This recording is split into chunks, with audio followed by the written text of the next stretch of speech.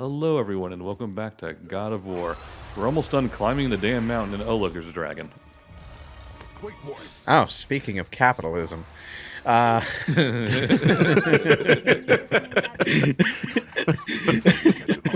Yes? That was just a dragon joke. Oh, okay. You know, dragon hordes, piles of gold, smog. I see. I didn't know that You know, Norse mythology had dragons, honestly. all kinds of mythologies have some kind of dragons. Where does dragon originally stem from, though? Like, what's like the earliest reference of a dragon? Not sure. I mean, there's dragons in old Chinese stuff. So, like, I'm sure that they go back several thousand BC. Because ultimately, I think, like, one of the most common theories of dragons is dinosaur bones that somebody finds, you know, and they're like, what the fuck is this? And then The earliest attested reports of draconic creatures resemble giant snakes. Draconic creatures are first described in mythologies of the ancient Near East and appear in ancient Mesopotamian art and literature. There you go. I just answered your question. Thanks, Wikipedia. Damn, that's hot. excuse me? Because dragons breathe fire. Oh, okay. I mean, there are theories, I think, without very much basis, that, like, dragon mythologies arose all over the world because of, like, early encounters with dinosaur skeletons or whatever. I said that. It's like, it's what makes the most sense, but, like, bigger, scarier version of something that you see normally is also just something that happens. So, like, you know, maybe they saw, like, a snake Dragons and be have like, a tendency, what if the snake was bigger? And then what if it had wings? Dragons have a tendency to be a little too disconnected from that, but, you know, it's always possible. One thing I do love about this boss fight in particular is that it justifies why the dragon doesn't immediately just try and eat you or swipe you during the boss fight, Kratos because is strong enough to it not won't let that work. happen, Yeah, it won't let it happen. Yeah, because that's kind of the crutch I feel like. Well, I've cut like the trap that a lot of like big encounters fall into is like you are not using your size to your advantage as well as you should be.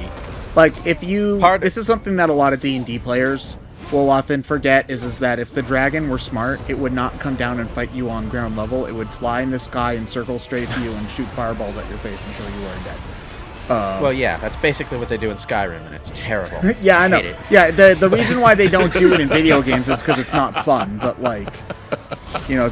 Well, the Unless reason it's that like they an don't do it, intentionally hard design the or a reason that boss they don't fight. do it in video games is not just because it's not fun, but also because it's very, very technically demanding to have a very mobile, very large enemy. But most times, from what I played, they don't at least try to justify why they don't do it, like in game. This game does, and I like that. Yeah. But, like, if you were to have a serious, like, human on dragon encounter in a D&D game, you would probably have to have it happen, like, within the dragon's lair, just so that there's a ceiling. And the dragon's movement is somewhat limited. Yeah, because one thing I never really got with a lot of, like, you know, kaiju stuff and giant monster stuff is just, like, just because these things are big doesn't mean that they are slow. Like, If anything, they'd be faster. The trope of kaiju monsters being slow arose more from limitations of the actual technology driving the kaiju. Yeah. You know, they just can't move the old school Please, monsters. not another very take. fast. Yeah, but this is Like- also something you see in video games. Like in Shadow of the Colossus, for example, a lot of the monsters are pretty slow and lumbering, and it's just like, if you're that big and you subsist on a diet that theoretically could, like, make that thing sort of live, it would probably move pretty quickly, you know? Well, pretty quickly, yes. That was the surprise of finding the active, warm-blooded Brachiosaurus at the beginning of Jurassic Park. But, like, even then, the size of the monster is going to limit the amount of speed that it can reasonably attain without breaking its own body apart with its own motion. So, you know, there are also other concerns, like going back to Brachiosaurus. There are serious, like, questions about how the body is able to pump blood up its neck, and usually that the answer to that question is, well, it would only raise its neck when it was eating. Most of the time, it would be holding it out forward. So, like, just the biological questions of how a giant monster would work are kind of fascinating. And that is why there aren't that many giant monsters in nature anymore. Lame. Stupid science. It turns out that when a life form becomes large enough, that size becomes a biological inefficiency. So...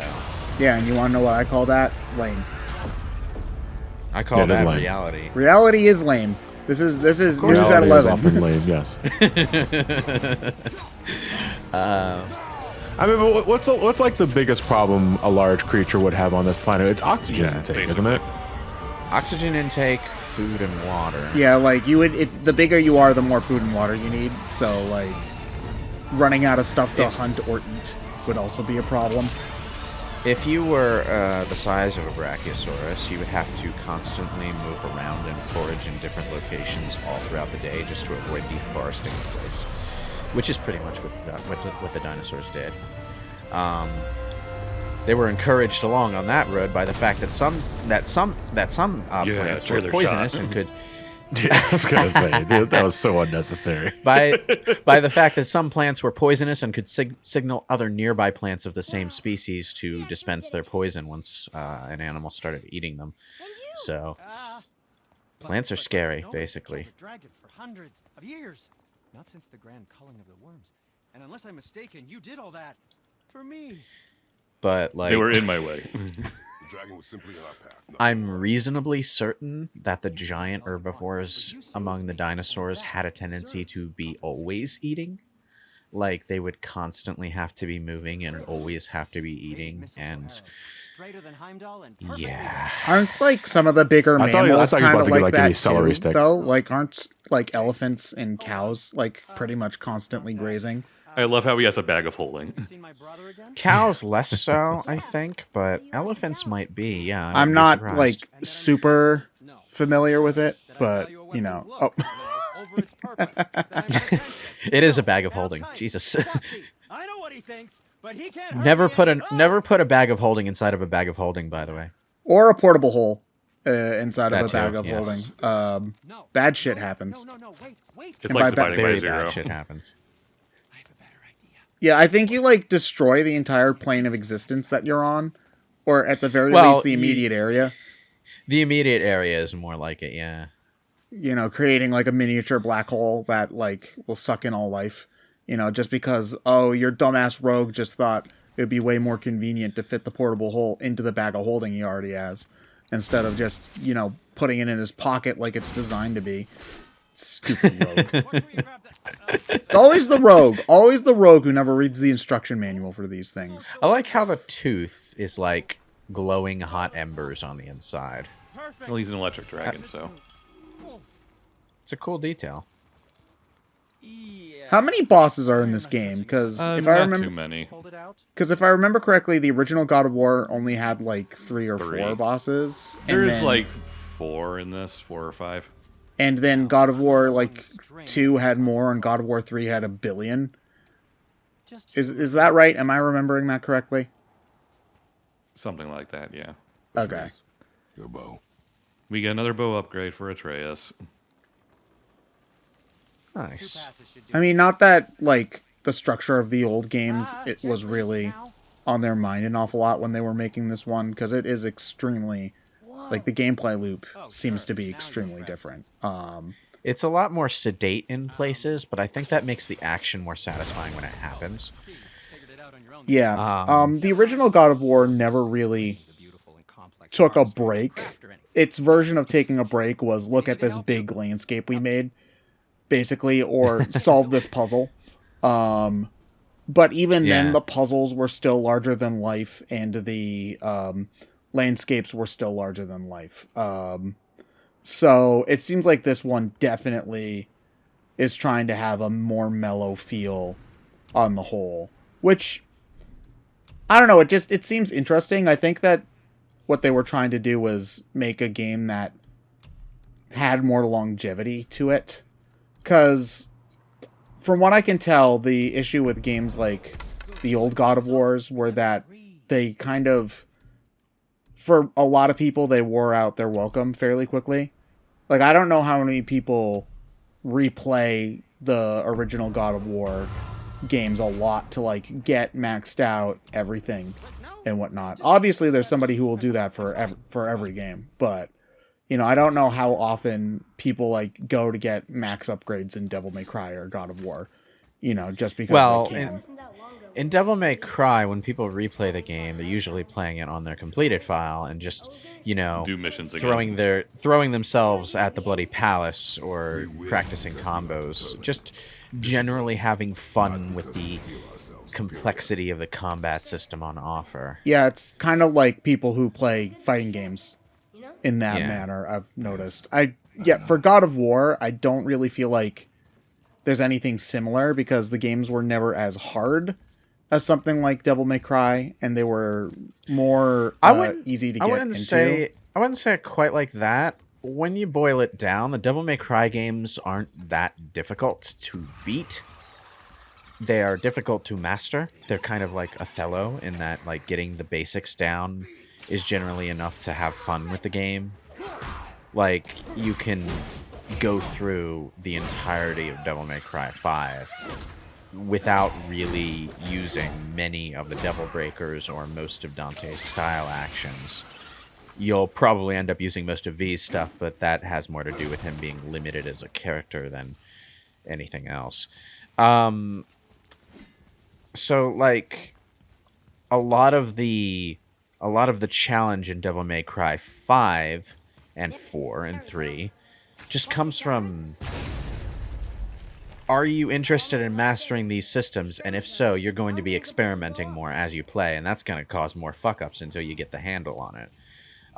But if you just, like, stick to the basic moves, you'll probably beat everything relatively easily. So it's weird.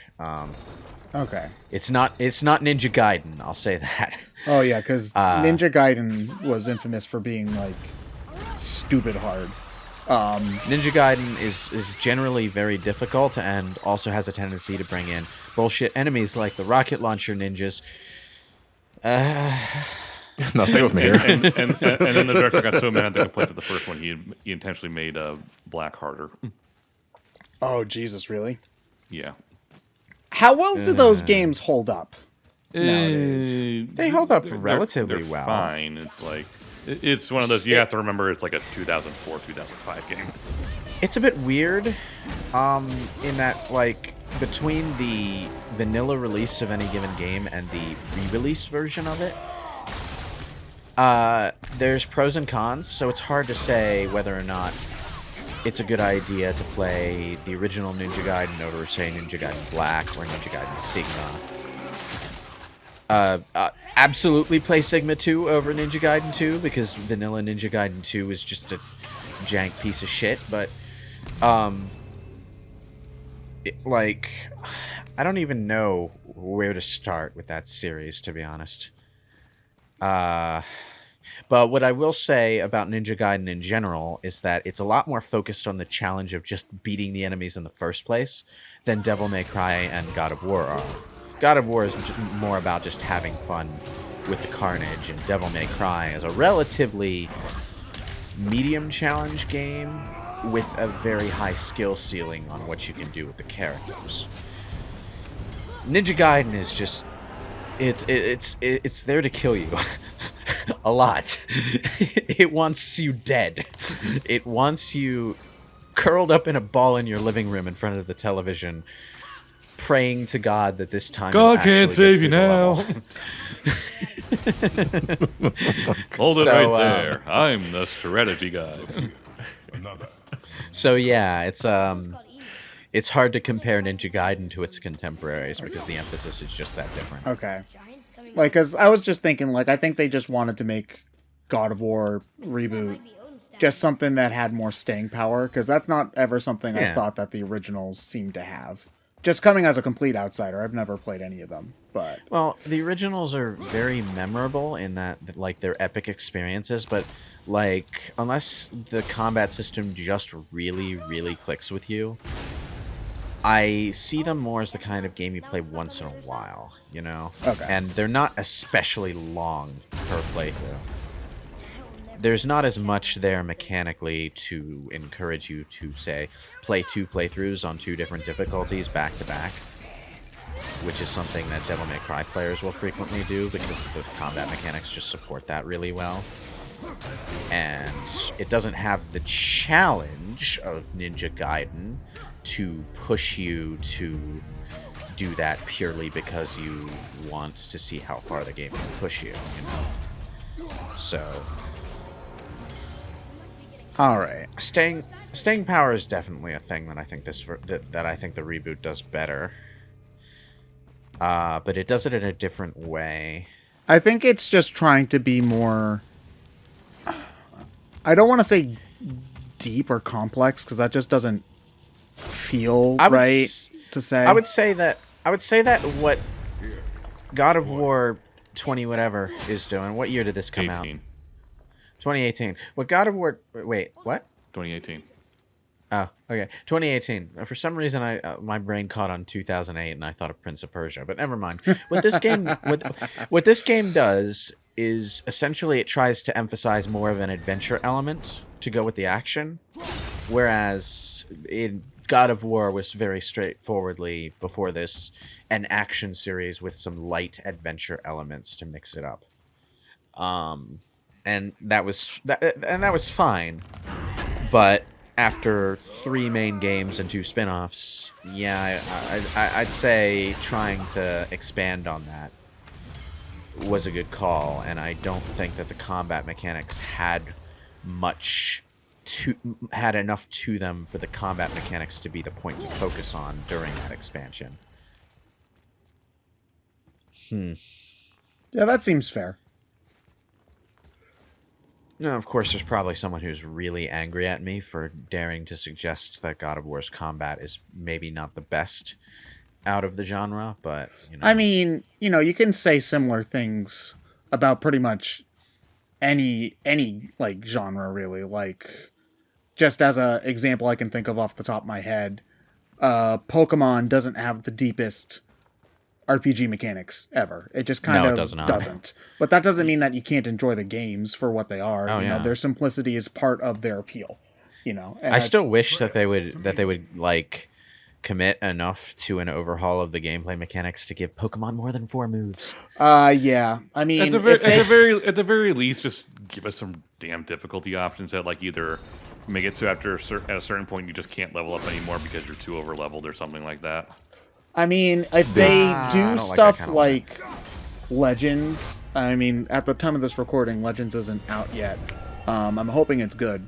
But fingers crossed. If they, like, that seems like a big departure in a lot of ways. So if they, you know, if it does well and they take the initiative to, you know, try different things with different spin-offs, you know, and then, you know, nothing's saying that you can't have a Pokemon game where you know, the battle system is like a Final Fantasy or Dragon Quest, and then go back to a Pokemon style Pokemon game afterwards. You know, like that's a thing you can do. You're not, if you change something, you can't go. It's not like you can't go back.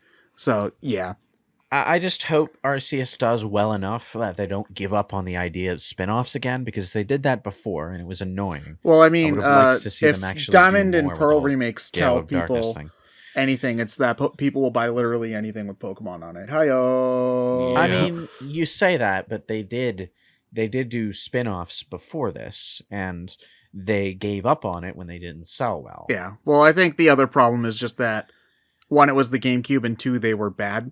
So yeah, kind of. But you know, I kind of wish like they would have kept going along that line. I agree. More. Yeah, because like they could have done some interesting things with that concept, but it just never stuck around long enough for them to really flesh it out.